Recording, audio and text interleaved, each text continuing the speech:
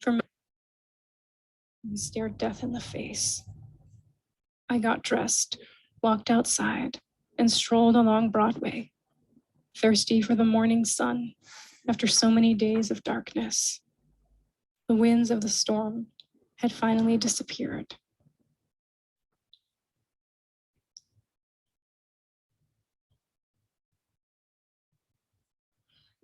That really, really touches my heart.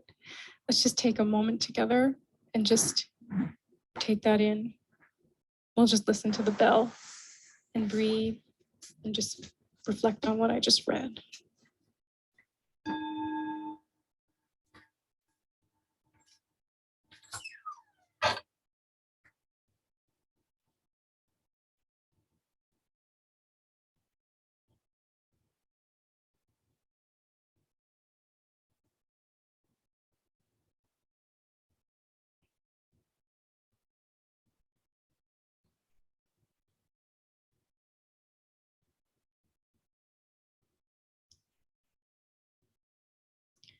To hear that story, to have the vision of him standing in the library at Columbia University with this book and seeing that only 2 other people had taken it out before him and having that wake him up to something, that story is so profound to me.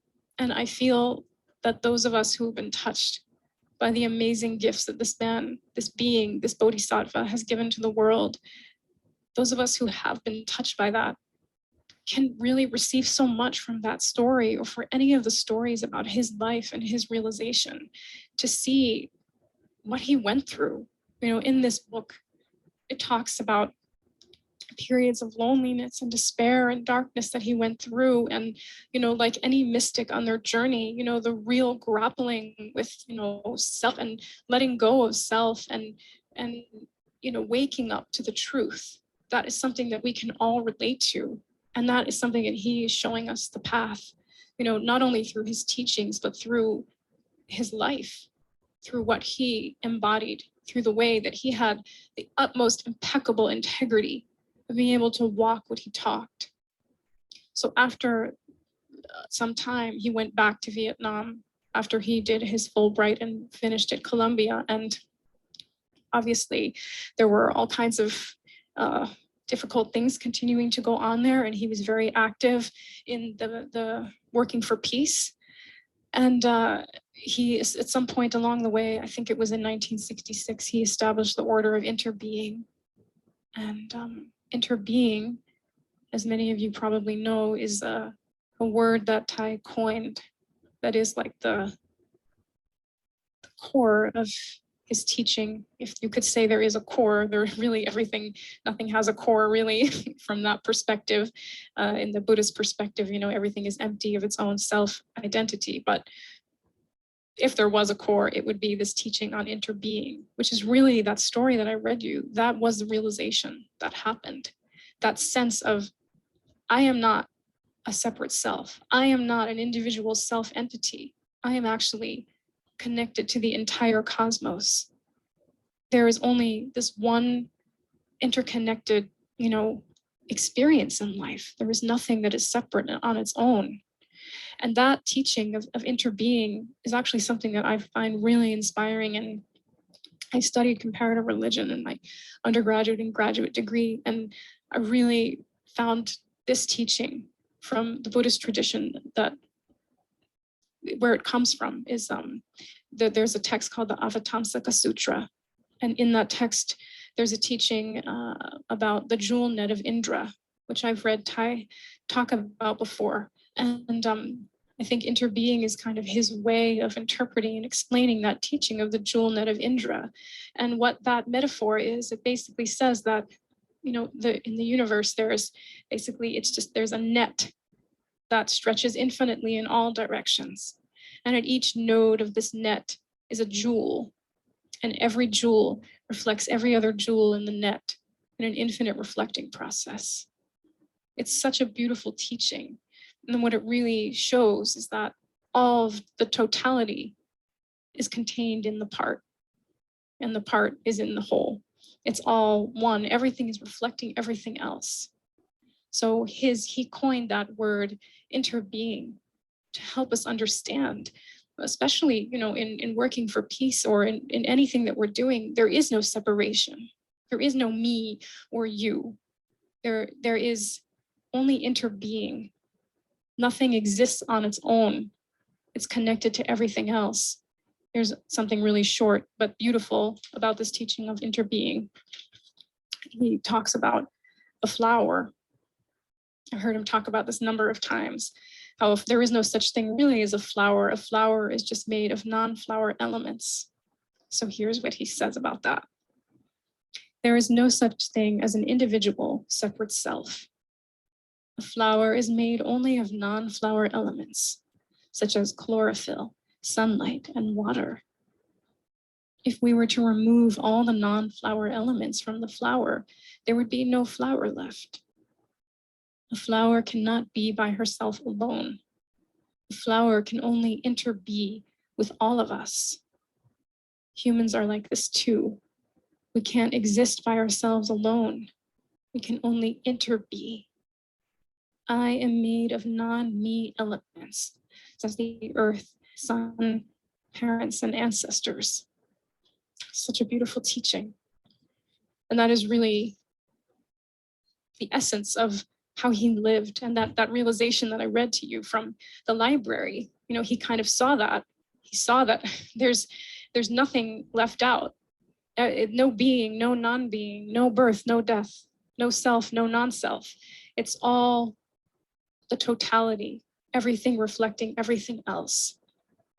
So he established the order of interbeing and continued doing a lot of his peace work, which many times was very dangerous. And from what I've read, he just witnessed many, many very, very upsetting things happening over there. And I can't imagine, how he maintained just a steadiness in his practice and an ability to maintain equanimity and keep that compassion in his heart alive while watching such tragic things unfold, the war in Vietnam. Then I forget what year it was, but I think it was 1967 or 1966, something like that. He went back to the States because he was invited to go on a book tour through Cornell University, invited him to come on a book tour.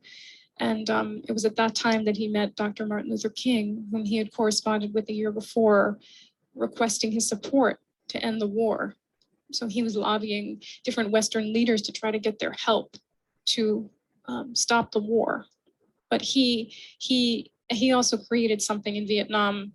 It was like an association, a school for like a Peace Corps, a youth for social service, I think is what it was called. And there were 10,000 volunteers, and it was like a grassroots organization, but it wasn't politically affiliated. They didn't take like a political stance, and they worked to try to alleviate suffering wherever they could find it.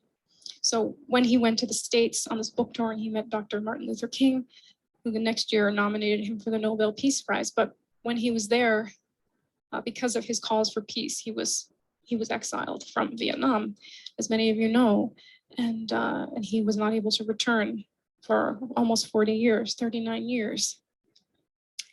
I can't imagine the pain of that, being exiled from one's homeland. Of course, His Holiness the Dalai Lama also had to leave his homeland. And so he ended up taking refuge in Amnesty in France. And he became the head of the Buddhist peace delegation to the Paris peace talks in 1969. And he started teaching at the University of Sorbonne in France. And then over time, he created this first little community, which he called Sweet Potatoes. And it's just a small community of a handful of people who were practicing together and living in community. And then later, a few years later, in the early 80s, I think, 1982, maybe, they established Plum Village. And that is where his monastery is in France. And many thousands of people come through there all the time. So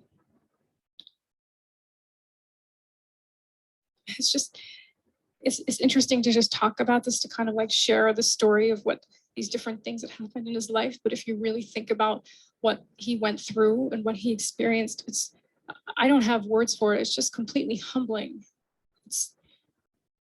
There's no words to hear when you hear and meditate upon the life of a person who truly embodied nonviolence and compassion and understanding and forgiveness and brought that to the world. There are no words. So he wasn't able to go back to Vietnam until 2005. And that's when he went back for the first time. When some of his books were able to be translated into Vietnamese, and then he went back again after he had a stroke in 2014. In 2018, he went back to his root temple where he was ordained at 16. And that's where he spent the last 3 years of his life until his passing. Obviously, there's a million things that happened in between, but that's a snapshot of some of the milestones in his life. And I find it incredibly inspiring. So what he brought to the world by renewing the Buddhist teachings and making them accessible to us, it's incredible. He really gave us, this world, really practical tools to learn how to reconcile with the people in our lives, to heal. I just listened to a really beautiful Dharma talk that he gave. I think it was called Surrender Yourself to the Present Moment. It's on YouTube. But it's just beautiful. And he's talking in there about the importance of resting and how healing is possible through resting. You know, and one of the greatest teachings of his that has really touched my life is so simple but so powerful, is the teaching about learning how to take care of our suffering. You know, he says that suffering exists, but we have to learn how to suffer well by knowing how to take care of our suffering. Usually we're always running away, running from everything because we feel that we can't be with it. And his teachings are sharing that to be with our suffering will bring healing. And I'm sure some of you know that Ty also does calligraphy. I think I have some of them. There was one that I really like. Well, I love all of them, but this one, in terms of the running, this simple thing says, "Do not run anymore. You look silly." I love that. That to me is everything in terms of like our modern world. Everybody's constantly running away, and the society that we live in is designed to run, you know, where everything we do is to escape ourselves. And what he's saying is, darling, and it's so sweet that he says that. He says, darling, stop running. Don't run anymore. You have to be. You have to learn how to be with your body, how to be with your thoughts, how to be with your feelings by being present with them. And the way he speaks about it is in such a loving way, it just touches my heart so much. And so that is something that he's really, through all of his different teachings, is offering us, that, you know, through the practice of mindfulness. Like I was saying at the beginning, it's not like a badge that we wear, like I'm mindful, you know, it's not like an identifier of who we are that we put on our social media page. It is a path to free us from suffering. But in order to become free of our suffering, we have to learn how to be with that suffering, how to embrace that suffering, how to love that suffering. Not love it like I love to suffer, but love it like I care for it. I care for it like a wound within me, and I tend to that. So he says, don't run anymore. You look silly. I mean, it's just, there's something so sweet about that, but also so profound. How do we just stop and be with ourselves? That is, you know, what he's offering us are multiple practices to learn how to do that. And they are practices because our habit energy, he talks about it like habit energy is so strong that we naturally always just want to run. And that habit energy, those tendencies that we have are passed down. They're learned, you know, from our society, from our culture, from our ancestors. And so when we become mindful and we become more in the present moment, we learn how to shift those patterns. And something that I love so much about Thai that has had a huge influence on my life is that he is a being who has obviously penetrated the veil, so to speak. He has seen his non-selfness. He has woken up and recognized that he is not his ego. He is not his body, his mind, his thoughts. He doesn't have a separate self. He realizes that. And yet, while he's guiding people towards that realization, he's also offering tools for really healing the pain that we experience as human beings. I mean, the pain that we all feel and have from the time that we're children. You know, he talks so much about the inner child. And, you know, when I was younger and started getting into spirituality and healing, when I would read things about about the inner child that sounded like kind of new age BS or whatever, I was like, oh, you know, this inner child thing, I can't get into it. But then I started reading Thay's teachings on it, and I trust him completely. And so reading his teachings on it, it opened my heart to recognize my own wounded child. You know, at that time, when I was younger, like first getting in my spiritual journey, I felt like all of this was just an illusion. I wanted to get rid of it. I was done with it. I want to wake up. I want to know it's all an illusion, right? I had that kind of that sort of spiritual bypassing type thing. Like I just wanted to get out. But that is not what he is offering. That is not what he's saying. He's saying, no, you know, you have to go back and find that wounded child, that hurt part of you. You have to care for it and show up for it. A beautiful book of his is called Reconciliation. And it talks a lot about this. It offers practices and teachings to be with the child. And I just think so profound, because here is a great master, a great spiritual master, who's offering us these tools for healing the wounds that we have, the hurts that we have, so that we can become free. And by doing that, it's like he's saying, the way to become free is not to pretend that you don't have any wounds, not to act like you're above it, right? But to go there like a love, like a mother, and hold that pain. That is just so transformative.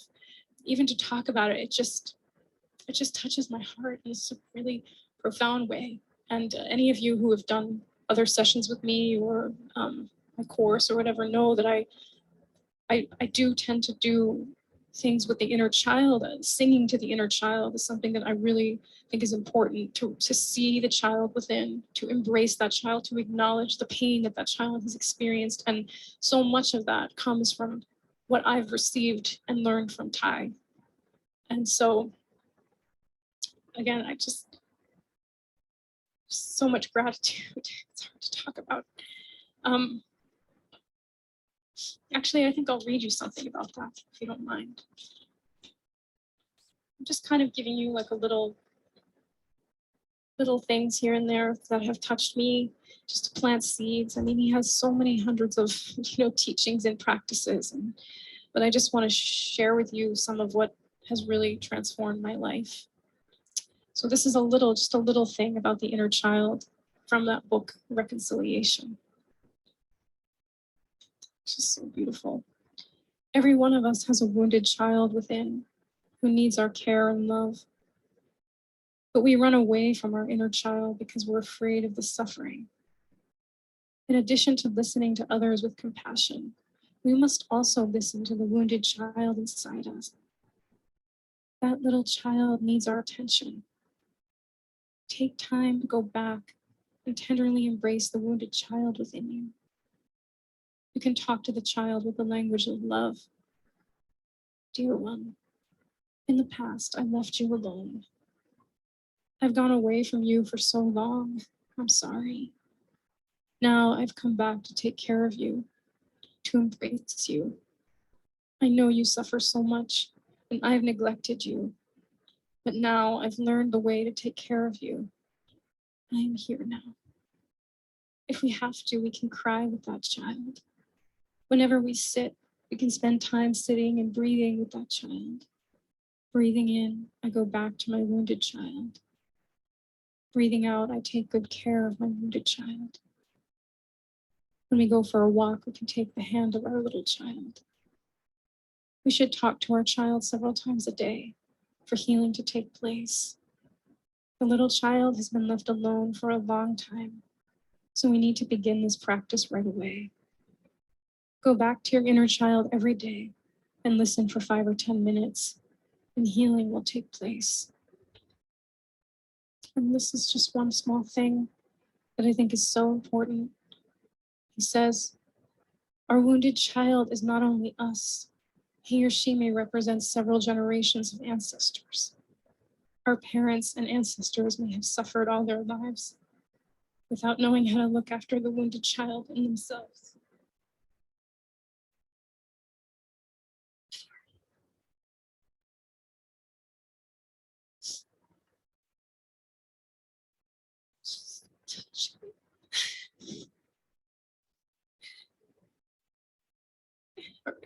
Sorry. Our parents and ancestors may have suffered all their lives without knowing how to look at the wounded child in themselves. So they transmitted that child to us. So when we're embracing the wounded child inside us, we're embracing all the wounded children of past generations. This practice doesn't just benefit us, it liberates numberless generations of ancestors and descendants. This practice can break the cycle. Sorry, it's just so powerful. It's just so profound. What he's offering. It's hard to talk about it intellectually, because it's just, you really think about what he's saying, it just goes so deep in the heart. And that is what he offered. He's offering us ways to bring healing to our wounds, so that we can be free of the self that thinks it's wounded. You know what I mean? It's like the wounds are real, and yet the one who is wounded is also not real at the same time. So these practices, they honor both. And that is what I love about what he offers. It helps us wake up to the truth that we are not who we think we are. We are actually inter-existing with the whole cosmos, interbeing.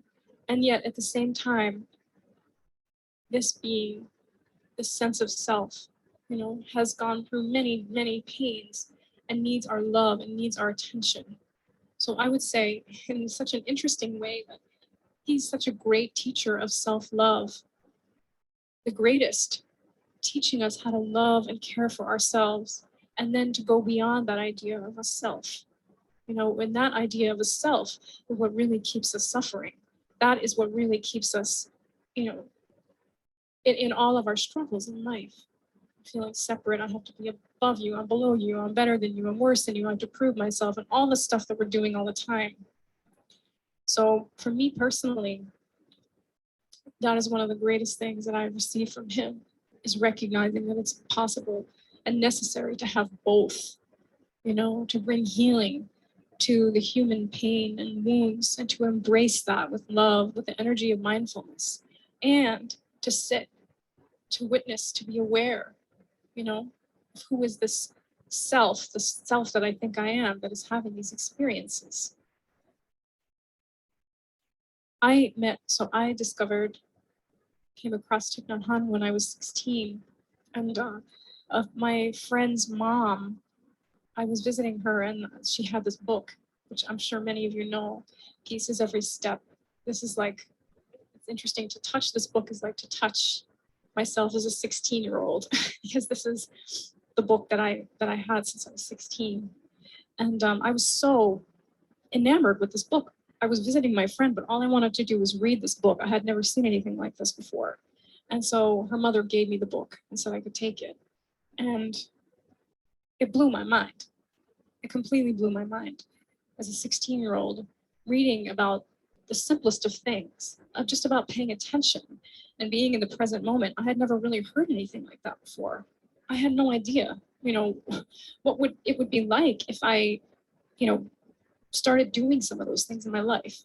So I remember before I went to school, I would practice drinking like juice or something, and I would imagine paying attention, feeling the juice, going all the way down into my stomach, and just feeling it and being mindful and like thinking, oh my God, this is an incredible experience to just be aware of the experience of that juice, going into my mouth and down into my body. And so I just started getting so deeply into his teachings. And then it was a couple of years later that I first was able to sit with him in a retreat. And then I got really involved in a Sangha, as I mentioned at the beginning, the Clear Heart Sangha. This was in Rhode Island, where I was going to college. And the woman who ran that Sangha was such a beautiful being. Her name is Joanne Friday. She passed away about a year ago, but she received the lamp transmission from Thich Nhat Hanh and became a Dharma teacher in the order Interbeing. But I would go there every other week. And I really did not like high school and college. It was a really hard time for me. I suffered a lot and I did not know where to turn, and I was getting into all this spiritual stuff and I didn't know who to talk to about it. And so when I started going to that Sangha, it was so amazing because there were these like-minded people, had nothing to do with school or anything, and we would just sit and we would recite the 5 mindfulness trainings, and we would meditate together, and we would share, Thai's teachings, and it was so nourishing. And then when I was 21, I finally had the opportunity to go to Plum Village, and it's such a magical place. And that is where I received my Dharma name, which is one of the most precious things to me in the world. My Dharma name, the spiritual name that I was given when I took refuge in the Buddhist vows, was gentle blooming of the heart. And I really feel that Thai gave me that name because somehow he knew that there was no gentle blooming going on. I was not very gentle with myself at that time in my life. I was so harsh and aggressive. I really wanted to wake up. I wanted to grow. I wanted to heal. I wanted to transform. I wanted to awaken. I was pounding myself. I don't mean literally, but I mean in my mind. Just there was so much self-hatred and so much aggression towards myself. I was trying to rip my heart open. Just wanted to rip it open. I didn't feel patient. I didn't feel like I could have the space to just allow it to blossom. I wanted it to just, and so when I received that name, it really had an effect on me. The idea of gentle blooming, that I don't actually need to rip my heart open, but I can allow it to bloom gently. That's what Thai embodies for me, is gentleness, which is something that at that time was so foreign to me. And even now, sometimes it is. So that name, that Dharma name, is so precious. I have it here. This is my my little certificate that I got at Plum Village when I got my name, and I was surprised when I looked at it the other day to see that I got my name on September 11th. Interestingly, 1999. Gentle blooming of the heart. So to receive a Dharma name or a spiritual name, it's not just like, it's actually not really something I ever shared before until now, until recently, because it's a teaching for me.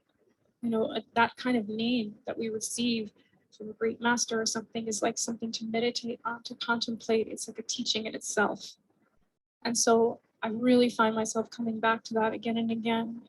Don't need to force, you don't need to push, just allow it. Let the blossoming happen gently. And so there's no words to express how much I appreciate and grateful for the gift of that name, which will always be with me, which I have to always keep coming back to and remembering. So that idea of gentle blooming has stayed with me since that time. And my path had changed a lot. After I went to Plum Village, I went to India, and much to my surprise, I found a lot of spiritual gifts there that I didn't expect to find. And but Thai has always been with me through my whole journey from that time that I was 16. And he talks a lot about taking refuge in the island of ourself. And there are many different songs at Plum Village that are sung that are so beautiful, sometimes before walking meditation. was saying the monks and nuns and the lay people will sing these different songs. And there's one that I just love so much. I want to sing it for you. It's so beautiful. And for some reason, that song has always given me comfort, and it still does today. I remember after I learned it when I was pretty young, and then we sang it a lot at Plum Village a number of times. And then when I went to India, I had to get around riding a bicycle, and I was really scared to ride a bike because I had had a bike accident when I was young, actually when I was 16. And I would sing this song wherever I went. Every time I would get on the bike, I would just sing this song, and it brought me peace. So before I sing it, I want to read this to you, short, about taking refuge in the island of ourself. He says, when the Buddha was 80 years old and knew he wasn't going to live much longer, he offered the practice of the island of self to his students.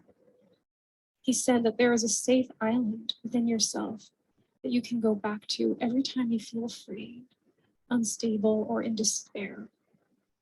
Go home to the island of self inside of you and take refuge in that island, and you will be safe. The island of self is just one breath away.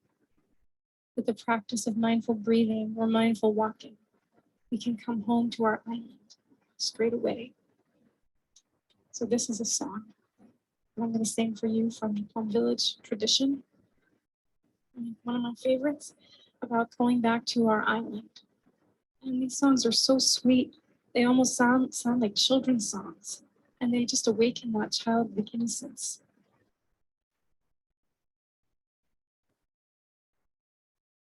Let's just listen to it like a meditation.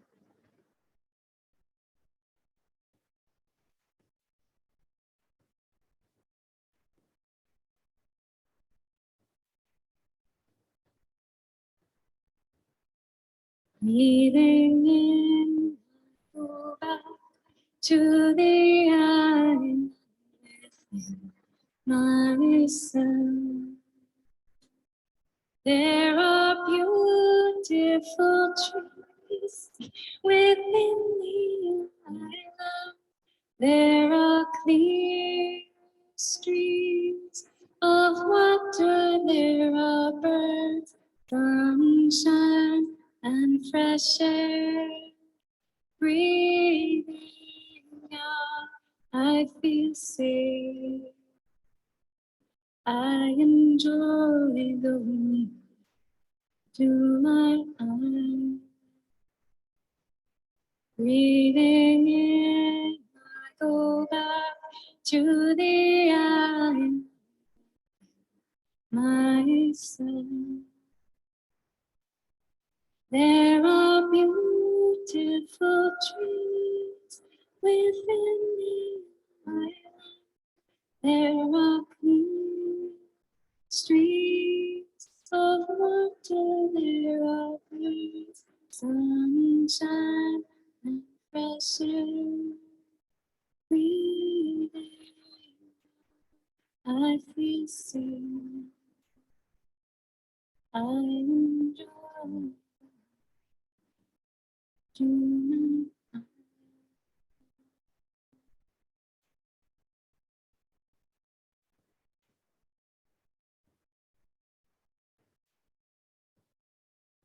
We all have this island within ourselves, peaceful refuge that we can return to.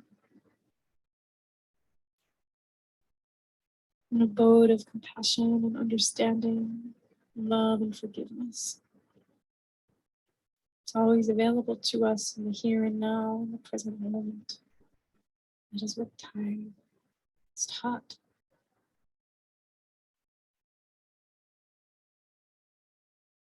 So I'm just going to sing a mantra, beautiful mantra that many of you know, I'm sure, Om Mani Padme Hum, as a way of taking all that I've shared and all that we're reflecting on to just put it in our heart. Om Mani Padme Hum is, I bow to the jewel in the lotus heart. It's the mantra of Avalokiteshvara, the Bodhisattva of compassion.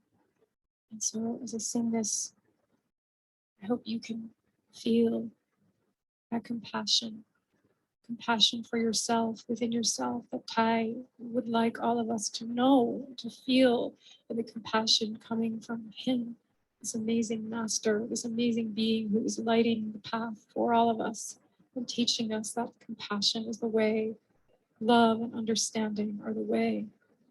So this mantra is for that all of these seeds may be planted in our heart, and through our attention, through our love, we may keep watering them, and they may bloom to these beautiful flowers, flowers that are made of non-flower elements.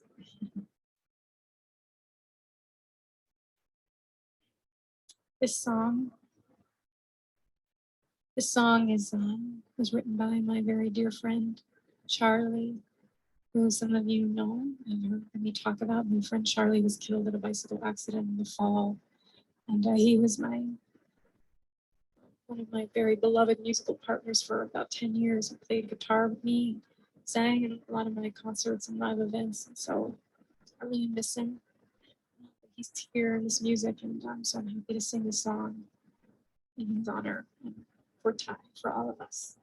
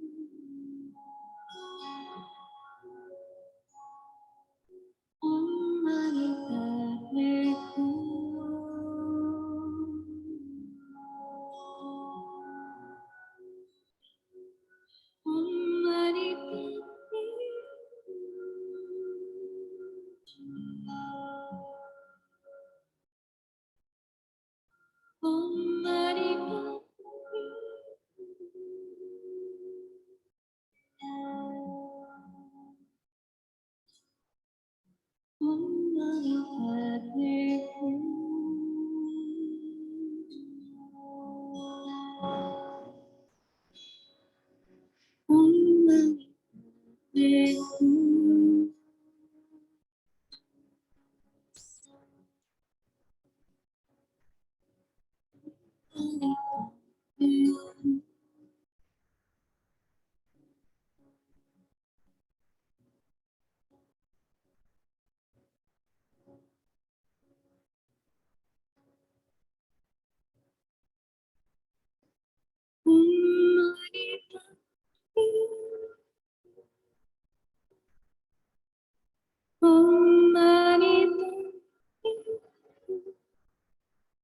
emotional start to sing. Oh,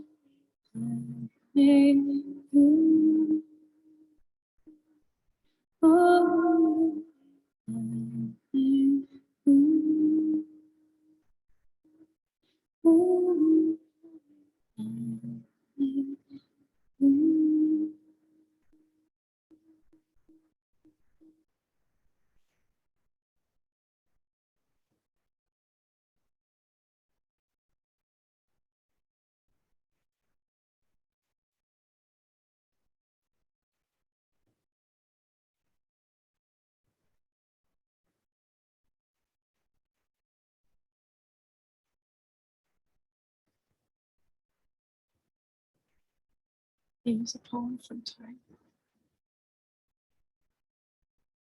The moment I die, I will try to come back to you as quickly as possible.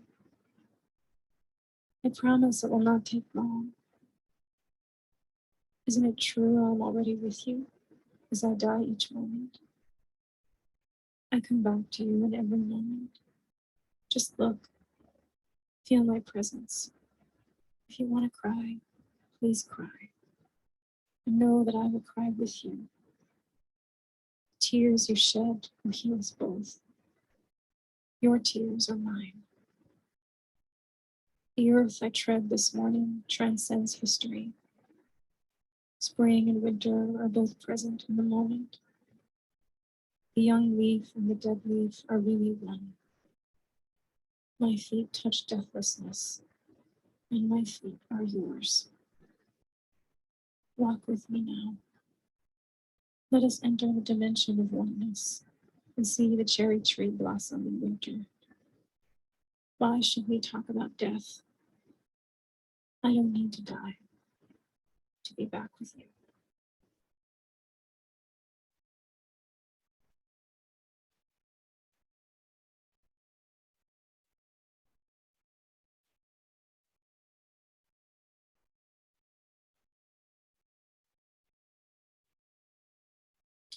So much gratitude.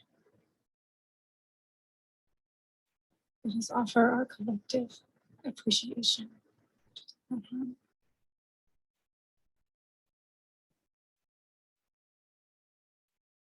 Who's the reason why so many of us are here on this app.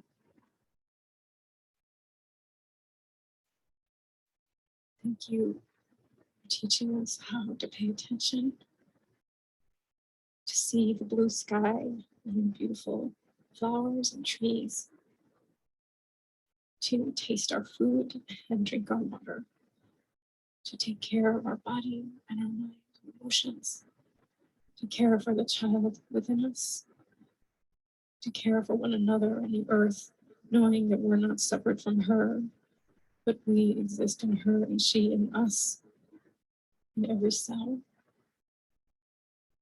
Thank you for helping us to connect to our spiritual ancestors and our blood ancestors.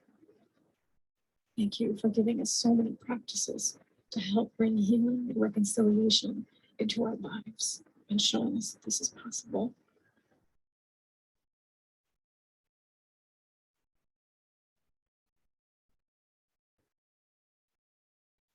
Thank you for showing me how to be gentle with my heart.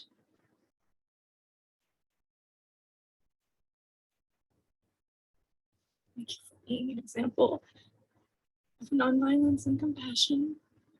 For helping us understand that peace is the way And in order to bring peace to this world, we must become peace. We must embody peace and be peace, which is what you did. There are no words to be able to express adequate gratitude and appreciation that this little drop of water into the river will reach you, and I trust that it will, because you are in everything,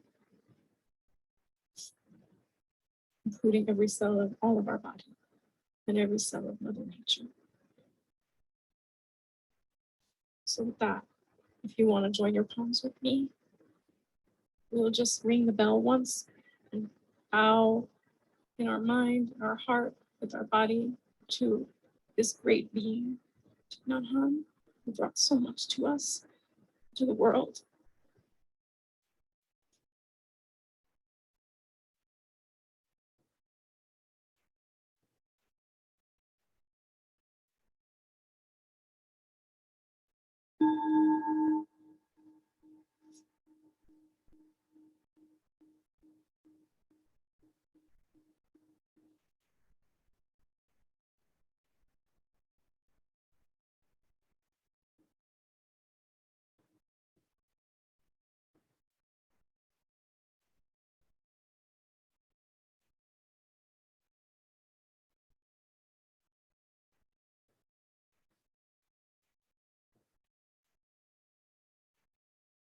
Let us not miss our appointment with life, as he said. Let us be present for our life so we can experience our life and not look back wondering where our life went when it's over. Be here now. So I just want to conclude by chanting what I always chant at the end of my sessions, Loka Samasta, Sukhino Bhavantu, which means may all beings everywhere be peaceful and happy. Surely a beautiful message that Tara has given to us as well. So we'll chant that 9 times. And as a dedication of the merit of this time we've shared together, may any of the beautiful seeds that have been planted go into the world, and may all beings benefit from it. May we know that the whole tree is contained in the seed, and then every little thing that we do, the macrocosm is contained in the microcosm. So this will be felt and experienced, hopefully, out into the world. So Loka Samasta. Sukhino Bhavantu. May all beings everywhere be peaceful.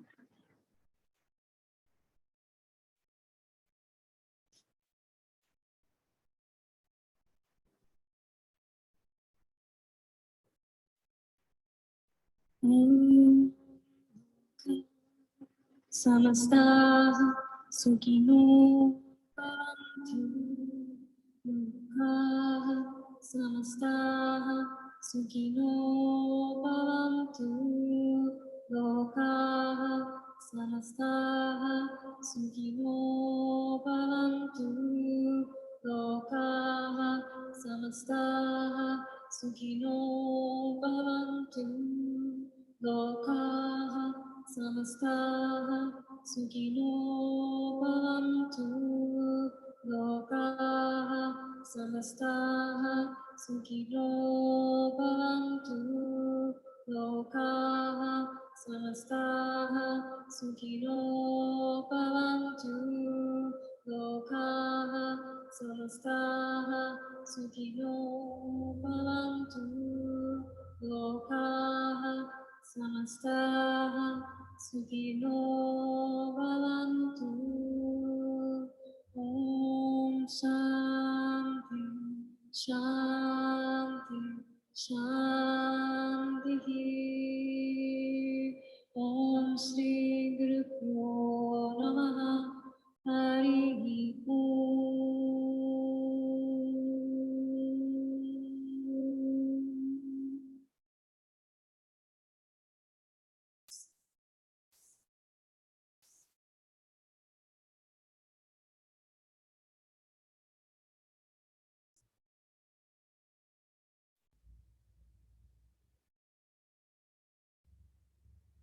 Thank you so much, all of you. So grateful to be able to have this time and to share I really felt like I just wasn't quite sure how to do this because there's so many beautiful teachings from Thai in so many ways, and he's personally touched my life and so many people's lives that I could never do justice whatsoever to my gratitude for him and what I've received from him. But I really encourage you and all of us to continue to read his amazingly beautiful books and to practice the practices that he has given to us. There are so many of them. I really happen to love the touching the earth practices, which I didn't get a chance to talk about. Touching the earth is his way of describing the practice of bowing deeply or prostrating, bowing down to Mother Earth. When we touch the earth, we bow down to the earth and we put our forehead on the earth and we keep our palms open to be receptive to three jewels or to spiritual gifts coming to us. We remain open to that and we allow all of our pain, all of our fear, and everything to go leave us and go into the earth, who is stable and present always for us. So that is such a beautiful practice, and there are so many in the Plum Village app, which is amazing. You can find all of these practices and so many Dharma talks and so many things. It's a free offering and has so many gifts and time and his beautiful monastics and disciples. So I really encourage that. And the only other thing I want to just end with is there's a practice in the Plum Village tradition called beginning anew, which is beautiful. You can read about that too if you're not familiar with it. It's like a reconciliation practice that can be done between two people or in a community, and it has 4 different steps to it. First step in the beginning anew practice is called flower watering, and this is something that I've just brought into my life just on its own because I think it's such a beautiful practice. And the idea is just that we're all flowers, right? We have seeds, as I mentioned at the beginning. Kai talks about how we have wholesome seeds and unwholesome seeds within us.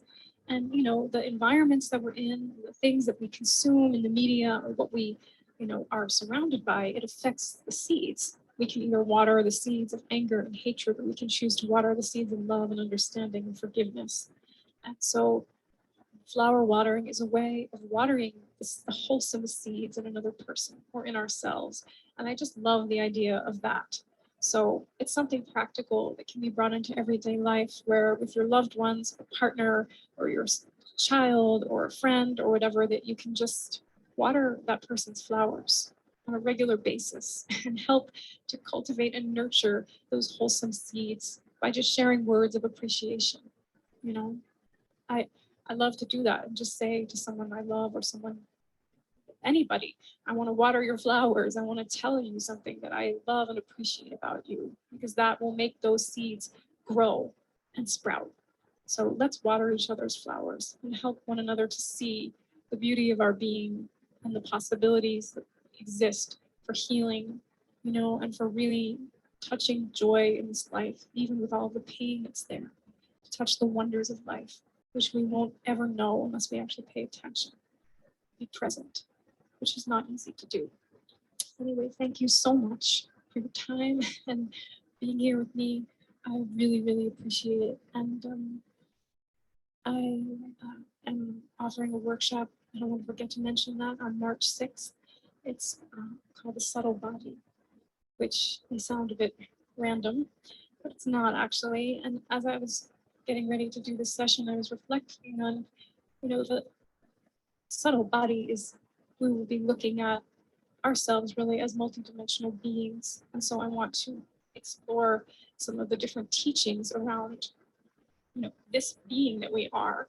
We are not just a physical body. We also have an energy body. We have different layers to our being. In the yogic tradition, many of these layers are referred to as koshas. But there are many different systems of thought around it. And then modern science has some very interesting studies around the biofield. And so the idea that we are not a separate entity, what Thai teaches, is exactly, kind of embedded in that we are connected to the atmosphere, to Mother Nature, to the earth. Our heart rhythms, our energy field, all of these things have an effect on us and the people around us. And so to learn how to care for our energy field, to identify it, to start to think about ourselves as something more than just flesh and bone is what this workshop will be about. And so there's 52, 48 slots left. It's about half full. And for some reason we run out of slots. I think that the app will let me add more, but just want to let you know about that. You can read about it more, and if you have questions, you can send me a message. It's March 6th. You're welcome to join my circle if you like, and I'll try to post and share some of what I read today in the circle so you can reflect on it more. That's all for now. Thank you so much. All of my love and gratitude to you for being with me and honoring the beautiful being that is Thai, because he continues, his continuation, as it's being referred to, is happening now in all of us, in every moment, in everything. So, thank you so much.